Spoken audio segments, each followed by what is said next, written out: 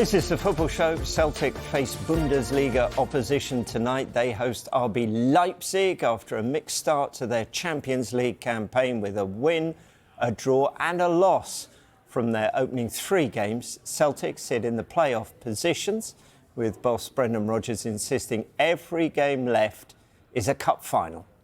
I'm really excited by it because we've got ourselves, after 3 games, into a really good position. 2 really tough games, a fantastic performance here, and now we've got another opportunity to show that we can pick up a result against a top team. So it's the highest level of European football. So we're playing against a lot of teams that are superior to us, and from superior leagues. Every game for us at this level is a cup final. We have 8 finals to see if we can get into that playoff stage. So they've had tough games. But of course, you come into this 4th game, then they'll be obviously desperate to get points on the board. But thankfully, we are too. OK, let's look at the rest of tonight's Champions League games with our European expert, Dougie, who is here. Let's start with that game for Celtic at home to RB Leipzig.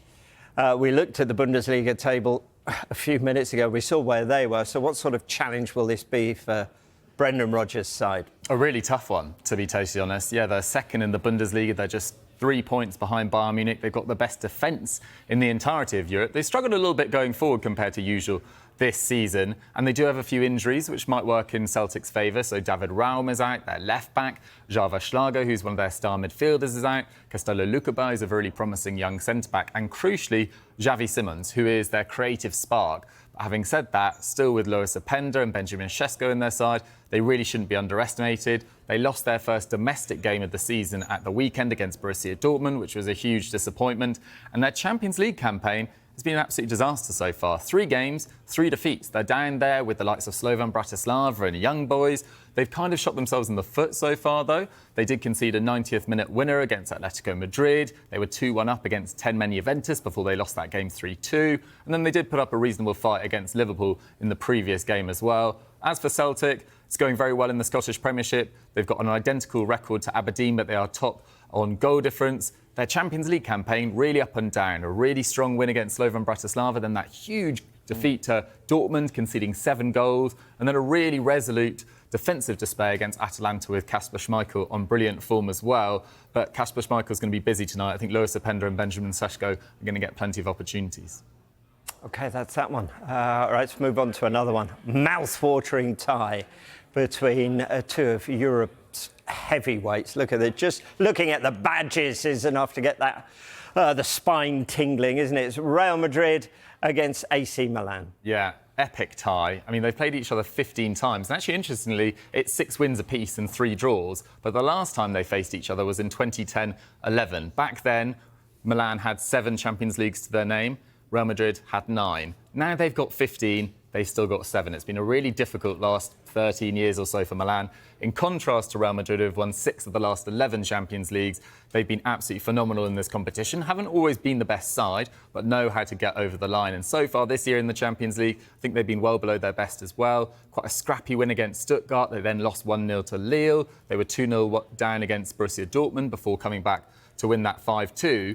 They should go into this game pretty fresh, though, because they actually haven't played this weekend. They were due to play Valencia in Valencia, and of course, due to the horrendous flooding that's cost over 200 people their lives, rightly so, that game was postponed. So they actually haven't played since they lost El Clasico 4-0 the weekend before last. That real shock, dagger to their hearts almost. Milan, in contrast, did play at the weekend. They got a scrappy 1-0 win against Monza. They sit 7th in Serie A. They're not really in the title discussion so far.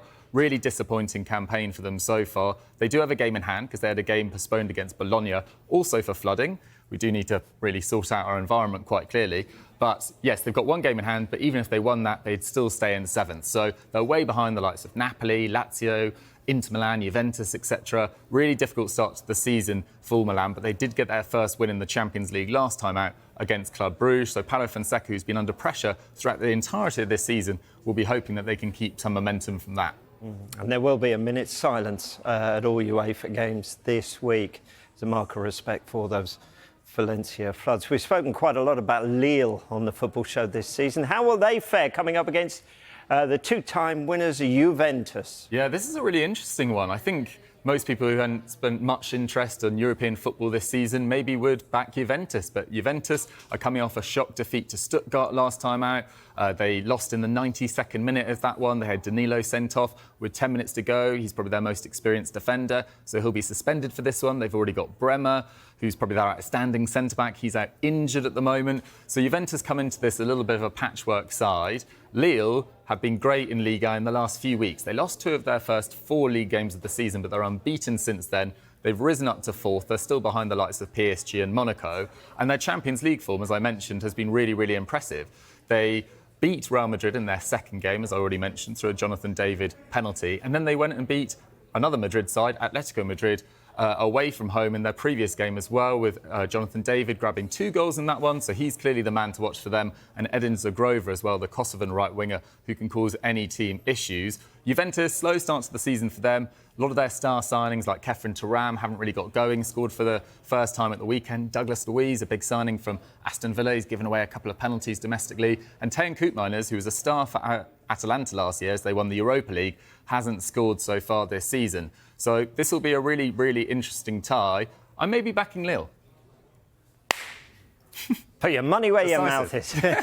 OK, we just got time to discuss this game, Borussia Dortmund against Sturm Graz.